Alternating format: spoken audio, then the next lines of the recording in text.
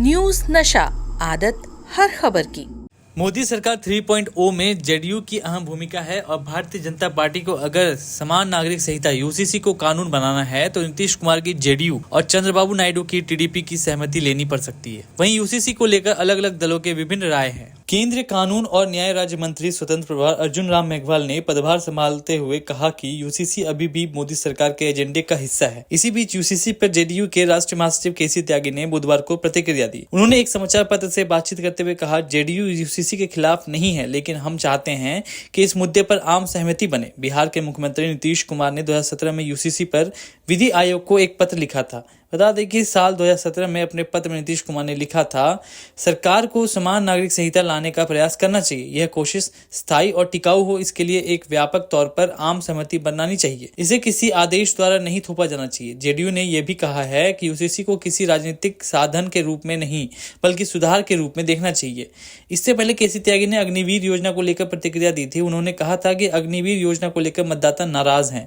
हमारी पार्टी चाहती है कि जिन कर्मियों पर जनता ने सवाल उठाए हैं उन पर विस्तार से चर्चा की जाए और उन्हें दूर किया जाए। उन्होंने आगे कहा, यूसीसी पर पार्टी के राष्ट्रीय अध्यक्ष के तौर पर सीएम नीतीश कुमार ने विधि आयोग के प्रमुख को पत्र लिखा था। हम इसके खिलाफ नहीं है, लेकिन सभी हितधारकों से बात करके इसका समाधान निकाला जाना चाहिए। तेलुगु देशम पार्टी के नेता एन चंद्रबाबू नायडू आंध्र प्रदेश में मुख्यमंत्री पद की शपथ ले रहे थे। इसमें पीएम मोदी, गृह मंत्री अमित शाह, बीजेपी अध्यक्ष जेपी नड्डा, महाराष्ट्र के मुख्यमंत्री एकनाथ शिंदे, एलजेपीआर के मुख्य प्रमुख चिराग पासवान, अपना दल के नेता अनुप्रिया पटेल, आरपीआई नेता रामदास अठावले जैसे एनडीए के कई दिग्गज नेता मौजूद थे। लेकिन इस कार्यक्रम में बिहार के मुख्यमंत्री नीतीश कुमार नहीं थे। बस फिर क्या था? इस बात को लेकर बिहार की सियासत में बवाल मच गया। चर्चाएं होने लगी कि एनडीए के भीतर सब कुछ ठीक नहीं है। राजनीतिक गलियारों में यह बात बड़ी तेजी से फैलने लगी कि नीतीश कुमार एनडीए मंत्रिपरिषद में जेडीयू की हिस्सेदारी और भागीदारी से खुश नहीं है। इस पर पहली प्रतिक्रिया राजद की ओर से आई। आरजेडी प्रवक्ता एजाज अहमद ने कहा कि जब नीतीश कुमार के मन मुताबिक काम नहीं होता है तो वो मौन धारण कर लेते हैं। किसी न किसी तरीके से वह इस बात का संकेत दे देते हैं कि वह खुश नहीं है और अंदर ही अंदर मन में बड़ी हलचल है। एजाज अहमद ने कहा कि भाजपा को तो बहुमत नहीं मिला और एनडीए के नाम पर उन्होंने बहुमत पाया। इसके बाद मंत्रालय का जिस तरह से बंटवारा हुआ है, अभी लोकसभा अध्यक्ष की भी बात होनी है। इससे आगे की कई चीजें होने वाली है। ऐसे में एनडीए के एक महत्वपूर्ण कार्यक्रम में नीतीश कुमार की दूरी बड़े सियासी संकेत दे रहे हैं। हालांकि इसके तत्काल बाद चंद्रबाबू नायडू के शपथ ग्रहण से नीतीश कुमार की गैर मौजूदगी पर जदयू की भी प्रतिक्रिया आई। बिहार के मंत्री और जदयू नेता जमा खान ने कहा कि समझ नहीं आता है कि इस बात को तूल क्यों दिया जा रहा है। नीतीश कुमार के नहीं आने के कई कारण हो सकते हैं, उनकी तबियत भी खराब हो सकती है। भाजपा की ओर से भी प्रतिक्रिया आई। बीजेपी प्रवक्ता अरविंद सिंह ने कहा कि चंद्रबाबू नायडू के शपथ ग्रहण समारोह में एनडीए के बहुत सारे घटक दल के नेता नहीं जा सके। ऐसे में यह कोई विषय नहीं है। हमारे एनडीए के नेता और देश के यशस्वी प्रधानमंत्री माननीय नरेंद्र मोदी खुद विराजमान थे। इसके बाद अब कोई किंतु परंतु नहीं रह जाता। माननीय मुख्यमंत्री नीतीश कुमार के नहीं जाने के कारण कई हो सकते हैं। भाजपा नेता ने कहा कि नीतीश कुमार जी बहुत दिनों से वह दिल्ली में थे और प्रदेश में बहुत काम पेंडिंग पड़ा हुआ था। प्रदेश में भीषण गर्मी पड़ रही है, इसकी भी चिंता करनी है। जिनको कोई काम नहीं है तो कौन कहाँ रहेगा, कौन कहाँ है, बस इसी को देखते रहते हैं। थोड़ा यह भी देखें कि लालू के परिवार के लोग कहाँ कहाँ क्या क्या कर रहे हैं। बता दें कि नीतीश कुमार की गैर हाजिरी या फिर मौन साध लेना कई बार संकेत कर जाती है। बिहार के मुख्यमंत्री नीतीश कुमार ने जब चंद्रबाबू नायडू के शपथ ग्रहण समारोह में नहीं पहुंचे तो कई तरह की चर्चाएं होने लगी। दोनों ही केंद्र की सत्ता में बनी हुई एनडीए की सरकार में किंग मेकर के रोल में है। इनमें से एक गैर हाजिरी कई सवाल खड़े कर रही थी। लेकिन देर शाम मुख्यमंत्री नीतीश कुमार के कार्यालय की ओर से जानकारी दी गई कि उन्होंने आंध्र प्रदेश के मुख्यमंत्री चंद्रबाबू नायडू से फोन पर बात की है।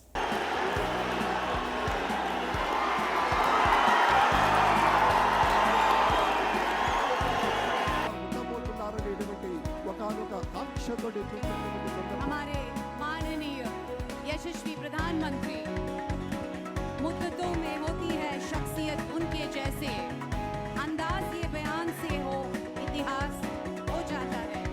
हमें गर्व है कि हम वो पीढ़ी है जिसने इतिहास बनते देखा है।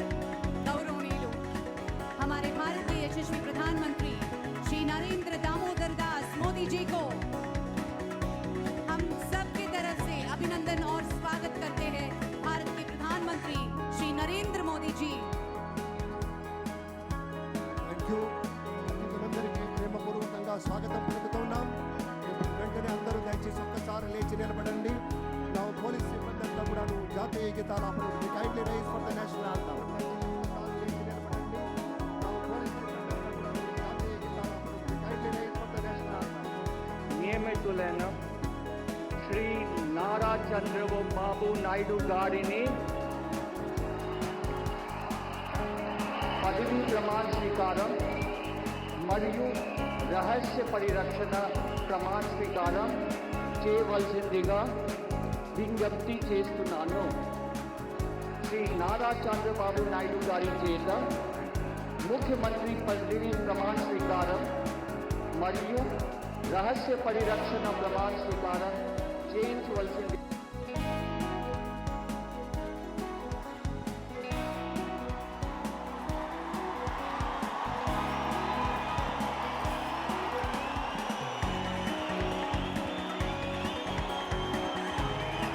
నేను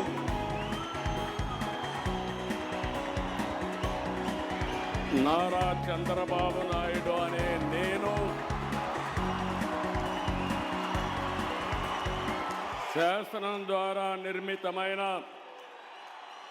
భారత రాజ్యాంగం పట్ల నిజమైన విశ్వాసం, విధేయత చూపుతానని, భారతదేశ సార్వభౌమాధికారాన్ని, సమగ్రతను కాపాడుతానని,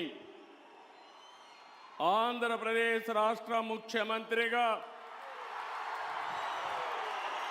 నా కర్తవ్యాలను శ్రద్ధతో, అంతఃకరణ శుద్ధితో నిర్వహిస్తానని, భయం కానీ, పక్షపాతం కానీ, రాగద్వేషాలు కానీ లేకుండా రాజ్యాంగాన్ని, శాసనాలను అనుసరించి ప్రజలందరికీ న్యాయం చేకూరుస్తానని దైవ సాక్షిగా ప్రమాణం చేస్తున్నాను. నేను నారా చంద్రబాబు నాయుడు అనే నేను ఆంధ్రప్రదేశ్ రాష్ట్ర ముఖ్యమంత్రిగా నా పరిశీలనకు వచ్చిన లేదా నాకు తెలియవచ్చిన ఏ విషయాన్ని నా కర్తవ్యాలను సక్రమంగా నిర్వహించేందుకు అవసరమైన మేరకు తప్ప ప్రత్యక్షంగా కానీ పరోక్షంగా కానీ ఏ వ్యక్తికి లేదా వ్యక్తులకు తెలియపరచనని లేదా వెల్లడించని దైవ సాక్షిగా ప్రమాణం చేస్తున్నాను.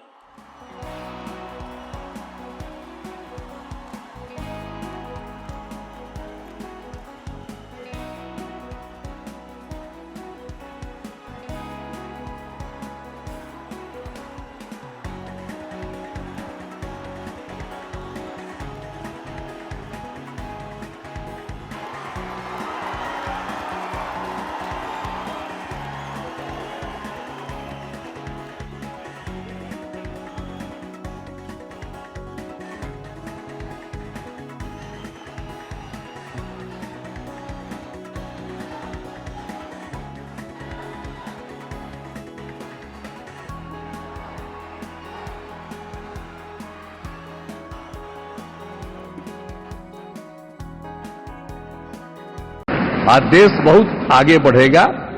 अब बिहार का भी तो सब काम हो ही जाएगा, जो कुछ भी बचा हुआ है उसको ही कर देंगे।